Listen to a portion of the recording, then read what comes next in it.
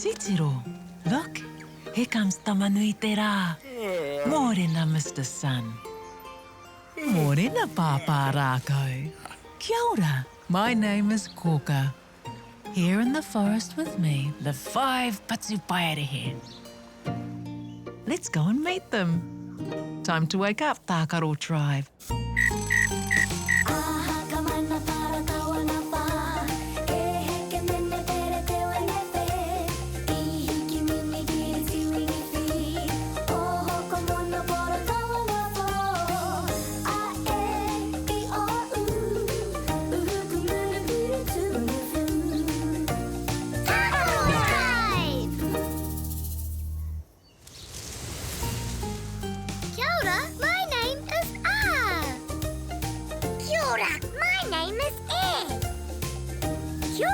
My name is E. Kia ora, my name is O. Kia ora, my name is U. Kia ora, Tākaro Tribe. Kia ora, Kōkā. Shall we go and see who has come to visit us today? Aye! He kia! He kia! Yes, it's the kea. Can you see the colour of the kea's feathers? Do you know what colour this is? Kakariki! Green! Wehina, that's the one. Kakariki, green. Would you like to know something else about the kea? Ooh! Aye! They aren't great singers, but they are excellent dancers. Shall we, kanikani, dance along with them? Ooh! Aye! Kei te rite koutou? Aye! E tū tamariki mā. Are you ready to kanikani, dance, and waiata, sing with us? Me kanikani! Me waiata! Yay! Matike, maranga, te tai o moena e hoa mā. Matike, maranga, me tīmata tata ki te kori kori tinana. Tuatahi, wirihia o ringa. Tuarua, wirihia o waiwai. Tuatoru, whātoro i te tinana. Tahi, rua, toru kei te rite. Tāpaka peke peke paku paku e. Tahi ka oma tino te rawa e. Are whana whiua to i huroa e. Paia! Watutuki i a koe. Matike, maranga, ko te ao kei te kapu o tō ringa. Matike, maranga. Kia pai tō rā e hoa mā? Matike, maranga!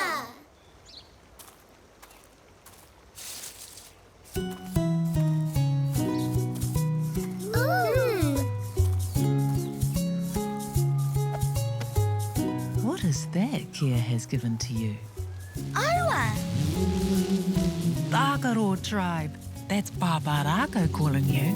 I'm sure he'll be able to tell you what kea gave you. Haere rā, off you go.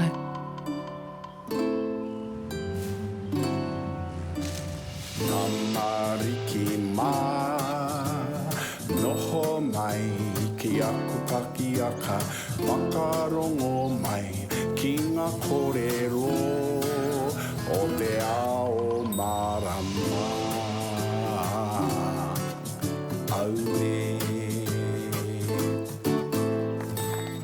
Tēnā koutou, Tākaro Tribe. Kia ora, Pāpā Rākau! Did you enjoy dancing with the kea? Aye! Aye, excellent.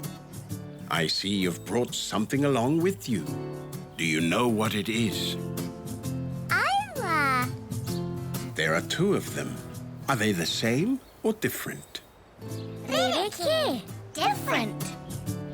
That's right. One is for the left side and one is for the right side. There are here, laces, tied in a knot on top. Laces! Here! What do you think they are used for? Try putting them on your feet. Do you know what they are yet? Aye! That's right. They are a pair of who. Hiya. Excellent. I think it's time for us to visit some friends. Kōwhai, that's my colour. He tapatoru kōwhai.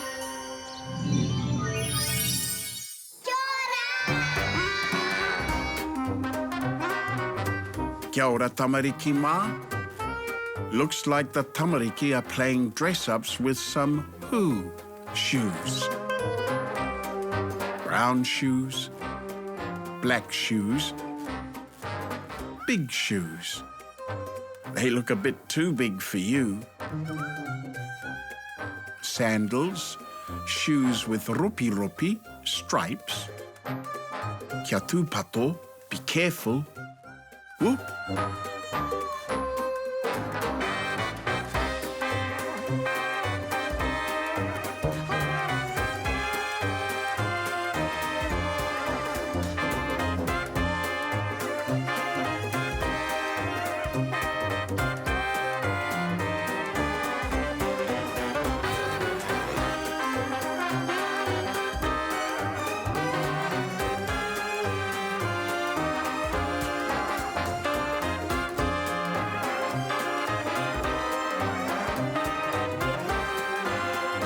Ka kite anō ia koutou.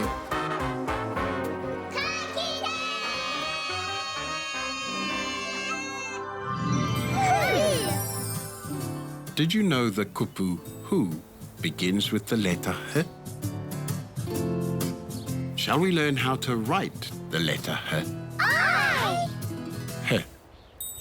Draw a line straight down each side. Then a line across the middle. Kapai. Let's do it again. Straight down each side, then across the middle. Heh.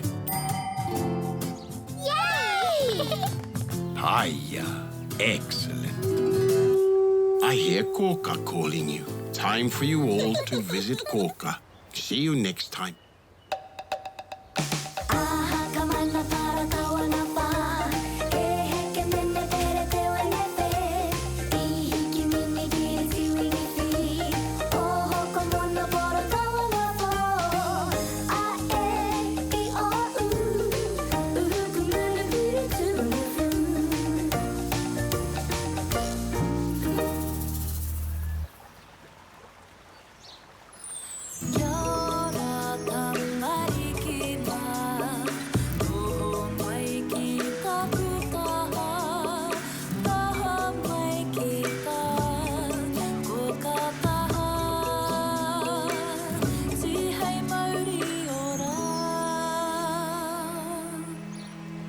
Kia ora, Tākaro Tribe. Kia ora, Kōkā. What did you learn about today? Who? Who? Let's learn to spell it. M. Do you think we need a M? Cow. H. Do you think we need a H? I. H.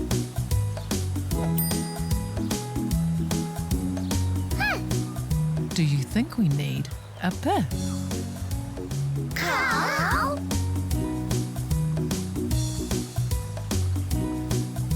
A. Do we need an E? Cow. R. Look, a R. Do we need a R? Cow.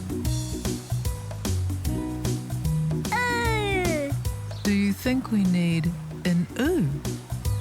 Need an oo? I. Wehi nā. That's all the letters we need.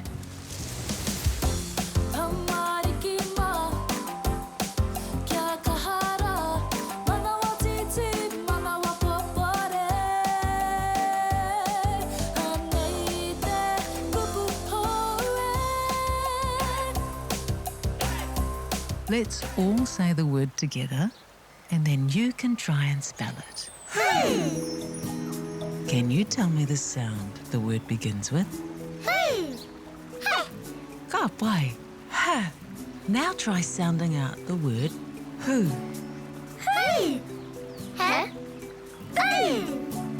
That's right. See if you can find the letters for those sounds.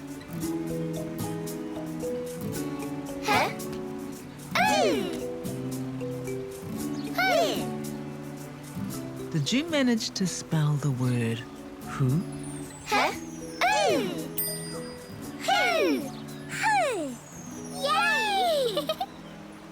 Wee na! Well done. I knew you could do it.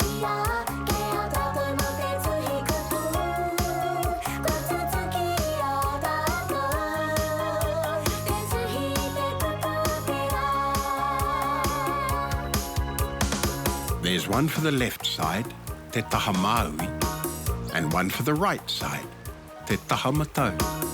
They have laces, here. They go on your feet, why? Ooh. There, who.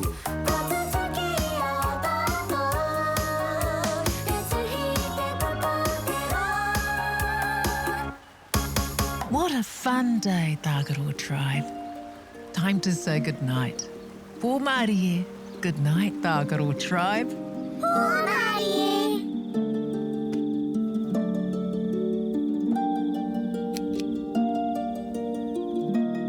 Titiro. Here comes the moon, Mahina. Kia ora, Mahina, me ngā whetū. E moi, Tākaro Tribe. See you tomorrow. Hei a pōpō. Good night.